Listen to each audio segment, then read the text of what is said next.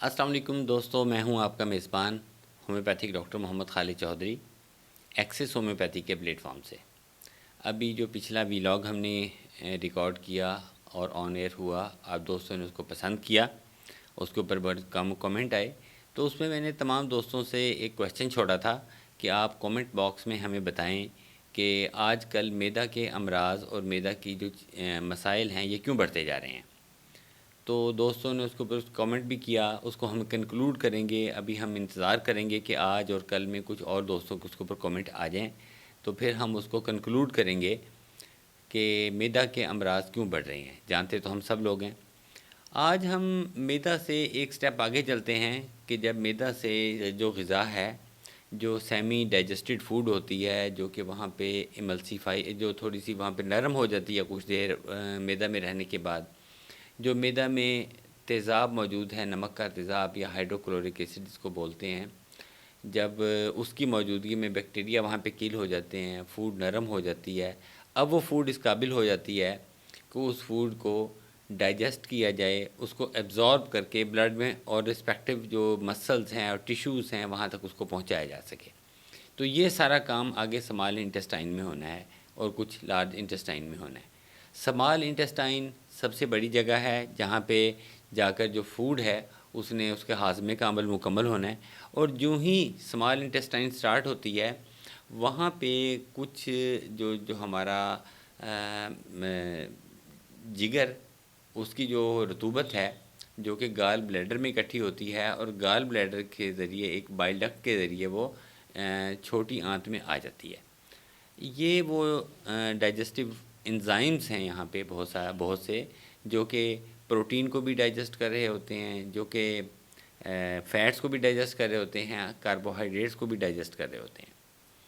अब आज हम थोड़ा सा डिस्कस कर रहे हैं कि जिगर का हमारे जिस्म में लिवर का क्या रोल है और लिवर प्रॉब्लम क्यों इंक्रीज़ होते जा रहे हैं। हम जो भी फूड इस्तेमाल करते हैं वो तमाम की तमाम फूड, सबसे पहले लेमैन में अगर हम बात करें कि वो एक छलनी का काम करता है जिगर, तो वो जिगर में से एक दफ़ा छलने के बाद जिस्म में जाती है। जितनी हम मेडिसिन इस्तेमाल करते हैं एलोपैथिक, जितनी हम हिकमत की प्रोडक्ट यूज़ करते हैं, जितनी हम बाकी जो चीज़ें इस्तेमाल करते हैं, जो हम केमिकल इस्तेमाल करते हैं, वो सबसे पहले जिगर में जाते हैं। वहाँ जिगर उनको साफ़ करता है, डिटॉक्सीफाई करता है। जितनी एलोपैथिक मेडिसिन होती हैं ज़्यादातर उसमें से इनएक्टिव फॉर्म में होती हैं। जब वो लिवर में जाती हैं तो वहाँ जाके उनको मेटाबोलाइज़ करता है लिवर, जहाँ पे साइटोक्रोम P450 एंजाइम का एक बड़ा कम्प्लेक्स निज़ाम अल्लाह ताला ने रखा हुआ है, जो उन अद्वियात को इस काबिल बनाता है कि वो अद्वियात आगे जाके काम कर सकें। तो इसका मतलब ये हुआ कि जिगर में जितनी भी चीज़ें जा रही हैं वो जिगर से छलनी होकर आगे जा रही हैं। अब जितना जो केमिकल अल्लाह ताला ने, हमारी जो बॉडी है ये बड़ी ज़बरदस्त एक अल्लाह ताला की तख्लीक है और इसमें कोई कमी नहीं है। इसका चूँकि खालिक के हाथ की बनी हुई चीज़ है तो ये कमाल चीज़ है, इसमें कोई कमी नहीं है। लेकिन हमने ख़ुद इसमें खलल पैदा कर दी है। हमने कुछ ऐसी फूड इस्तेमाल करना शुरू कर दी, मसलन मैं ज़िक्र करूँगा आर्टिफिशियल फ्लेवर्स का। वो भी केमिकल्स हैं, वो खाने में तो बहुत मज़ेदार लगते हैं, लेकिन जब वो लिवर से गुज़रते हैं तो लिवर को टॉक्सीफाई कर देते हैं। लिवर जब उनको डिटॉक्सीफाई कर रहा होता है तो ख़ुद लिवर इसमें थोड़ा सा डैमेज होने की पोजीशन में आ जाता है। इसी तरह अगर हम आर्टिफिशियल कलर्स की बात करते हैं, जो हम फूड इस्तेमाल कर रहे हैं उसमें जो कलर इस्तेमाल होते हैं, अगर वो प्रॉपर फूड कलर्स नहीं हैं बल्कि एनालिन डाई वहाँ पे इस्तेमाल हो रही है जो कि सस्ती होती है फूड कलर की निस्बत, तो वहाँ पे भी यही मसला होता है कि जिगर उसको भी जब डिटॉक्सीफाई करना शुरू करता है तो वहाँ पे भी जिगर के ऊपर काफ़ी ज़्यादा बर्डन आता है। इसी वजह से आपने अक्सर सुना होगा कि ये ड्रग इंड्यूस हेपेटाइटिस हो गया। ड्रग इंड्यूस हेपेटाइटिस का मतलब हुआ कि कोई ऐसी मेडिसिन हमने खा ली, जैसा कि आजकल मलेरिया की कुछ मेडिसिन ऐसी हैं कि जब वो बच्चों में या यंग एज में इस्तेमाल करवाई जाती हैं तो अक्सर पेशेंट्स को जांडस या हेपेटाइटिस का मसला आ जाता है, ड्रग इंड्यूस हेपेटाइटिस का प्रॉब्लम आ जाता है। तो जब जिगर एक सबसे बड़ा ऑर्गन है हमारा, जो कि निज़ाम इंहज़ाम के जूसेस पैदा करता है, लेकिन ये बड़ा डेलिकेट भी है। जब हम इसको केमिकल से फीड कर रहे हैं और ये केमिकल जब बॉडी में जाते हैं तो लिवर को اس کو جا کے ڈیمیج کرتے ہیں۔ تو سب سے پہلے تو کوشش کریں کہ سمپل فوڈ پہ آئیں، آرٹیفیشل کلرز اور جو آرٹیفیشل فلیورز ہیں ان سے اپنے آپ کو تھوڑا سا بچائیں۔ زیادہ تلی ہوئی چیزیں کھانے کی بجائے کچھ چیز تلی ہوئی بھی ہو جائے مناسب مقدار میں، اور کچھ اس کے ساتھ ساتھ جو باقی جو چیزیں ہیں کہ جیسے فروٹس ہیں، ویجیٹیبلز ہیں، گرین ویجیٹیبلز ہیں، ان کو اپنی فوڈ کا حصہ بنایا جائے۔ فوڈ میں کچھ تھوڑی سی پروٹین بھی موجود ہونی چاہیے، اس میں وہاں پہ منرلز بھی موجود ہونے چاہیے۔ تو ایک ہیلدی فوڈ لیں جس کو متوازن غذا کا نام دیا جاتا ہے۔ اور سب سے بڑی بات، جگر کا اپنے خیال رکھیں، ایمپل کوانٹٹی میں پانی کا استعمال کریں۔ جب آپ افطاری میں بیٹھیں، جب آپ سحری میں بیٹھیں تو مناسب مقدار میں پانی ضرور پئیں تاکہ جسم دن میں ڈی ہائیڈریٹ نہ ہو جائے۔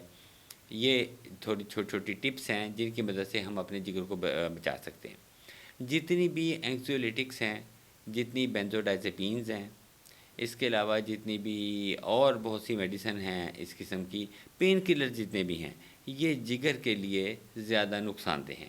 تو پین کلر کا استعمال بہت سوچ سمجھ کر کسی مستند ڈاکٹر کے مشورے سے کریں، اور جہاں تک ممکن ہو پین کلر سے بچیں، جیسا کہ پیراسیٹامول ہے، جیسا کہ اور جو میڈیسن ہیں ان کو مناسب مقدار میں استعمال کریں جب ان کی ضرورت ہو۔ لیکن اگر ان کو اوائڈ کیا جا سکے، نان فارماسوٹیکل ویز جو ہوتے ہیں جن کے ذریعے ہم اپنا پین کنٹرول کر سکتے ہیں کہ جسم کو تھوڑا سا دبانا، ہیٹ اینڈ کول پیچز سے مساج کرنا، اس سے بھی بڑا فرق پڑتا ہے، اور تھوڑا سا ریسٹ کر لینا، اکٹھا ایک ہی وقفے میں بہت زیادہ کام کرنے کے بجائے تھوڑے تھوڑے انٹرول کے ساتھ کام کرنا، یہ جو وہ تمام چیزیں ہیں جو کہ آپ کو پین کلر سے بچائیں گی، ان ادر ورڈز آپ کے لیور کو ڈیمیج سے بچائیں گی۔ اور اگر خدا نخواستہ ڈیمیج ہو جاتا ہے اور کوئی آپ کنٹینیوسلی کوئی میڈیسن یوز کر رہے ہیں اپنے ڈاکٹر کی ایڈوائس پہ، تو آپ وہاں پہ پولی کیور کا استعمال کر سکتے ہیں۔ پولی کیور میں ایک میڈیسن کا جزو ہم نے ایسا ایڈ کیا ہے کہ جو کہ جگر کو نیوٹرلائز کرتا ہے، جگر کو ڈیٹاکسیفائی کرتا ہے، اور جو جگر پہ فاسد مادے جمع ہو رہے ہیں اور جو جگر تھوڑا سا اوور برڈن ہو رہا ہے تو اس کو یہ بچائے گا۔ تو پولی کیور 2 گولیاں دن میں 3 مرتبہ زبان پہ رکھ کے آپ نے چوسنی ہیں۔ آپ اپنے لیور کو سیو کر سکتے ہیں پولی کیور کے استعمال سے، جو کہ ایک پیور ہومیوپیتھک پروڈکٹ ہے، اور آپ کسی بھی اس کو لیب سے ٹیسٹ کروا سکتے ہیں۔ اور جب آپ پولی کیور کو استعمال کرتے ہیں، تیسرے سے چوتھے دن میں آپ کو اپنے جسم میں ایک پازیٹیو چینج آنا محسوس ہو جاتا ہے۔ آپ کو اپنے اسٹمک میں وہ جو تناؤ کی کیفیت تھی وہ آپ کی کم ہو جاتی ہے۔ جب آپ کے اسٹمک سے تناؤ کی کیفیت کم ہوتی ہے تو آپ تھوڑا سا اپنے آپ کو کمفرٹیبل فیل کرتے ہیں، آپ کا موڈ ایلیویٹ ہوتا ہے۔ وہ جو آپ ایک ڈس موڈ آپ چل رہے ہیں تو آپ اپنے ڈس موڈ اپنے آپ کو فیل نہیں کریں گے۔ جب ڈائجیشن بہتر ہوگا تو ڈائجیشن کی وجہ سے جو آپ کی باڈی کو جو پراپر فوڈ مل رہی ہے وہ پراپر فوڈ ملے گی، وہاں پہ اسکیمیا ڈیولپ نہیں ہوگا، وہاں پہ خوراک کی کمی نہیں ہوگی میل نیوٹریشن کی وجہ سے۔ تو اس کی وجہ سے آپ کو جو جسم میں ایک تھکاوٹ کا احساس ہے، ایک لیتھارجک ایک آپ کو چل رہا ہے نظام، وہ تمام چیزیں آپ کی انشاءاللہ کنٹرول میں رہیں گی۔ تو یہ تمام بینیفٹ ہیں پولی کیور کے استعمال کے، اور یہ جو کہ اسٹمک اور جو باڈی کے جو بیکار مادے ہیں، فاسد مادے ہیں، ان کو جسم سے نکالتی ہے تو ایک پازیٹیو امپیکٹ ڈالتی ہے۔ تو اگر کسی دوست کو اس کی ضرورت ہے تو وہ بالکل ہمارا نیچے دیا گیا نمبر ہے، اس کے اوپر واٹس ایپ پہ رابطہ کریں، اور اگر کسی وقت کوئی کال اٹینڈ نہ ہو تو وہاں پہ اپنا وائس نوٹ ڈالیں، تو جو ہی ہم فری ہوتے ہیں ہم فوراً اپنے دوستوں کو رسپونڈ کرتے ہیں۔ بہت شکریہ۔